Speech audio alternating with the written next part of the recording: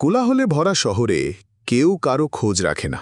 দিনভর মানুষ যায় আসে, কিন্তু এক বৃদ্ধ ভিক্ষুক বসে থাকে ফুটপাথে, চোখে কেবল হতাশা। যেন তিনি অস্তিত্বহীন, সবাই পাশ কাটিয়ে যায়, ব্যস্ত নিজের জীবনে। কেউ তাকে কিছুই দিল না, সে শুধু তাকিয়ে দেখল।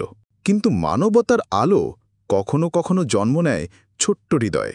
থেমে দাঁড়ালো এক শিশু।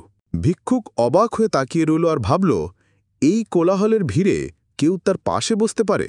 ভিক্ষুককে দেওয়ার মতো টাকা হয়তো তার কাছে নাই, তাই সে তার টিফিন বাক্স বের করল। টিফিন বক্সে যা ছিল সেটা হয়তো তার নিজের জন্যেও যথেষ্ট ছিল না, তবু ভাগ করার জন্যই খাবার বের করে। ছোট্ট হাত থেকে ভিক্ষুক পেল অর্ধেক ভাত, আর পুরোটা মানবতা। ভিক্ষুকের চোখ ভিজে যায়, তার ঠোঁট কাঁপে। শহরের কোলাহলে এক মুহূর্তের দয়া জ্বালালো মানবতার প্রদীপ। পৃথিবী হয়তো বদলাবে না, কিন্তু একজন মানুষের হৃদয় বদলাতে পারে এক টুকরো ভালোবাসাই। এই মানবতার জন্য কি একটা লাইক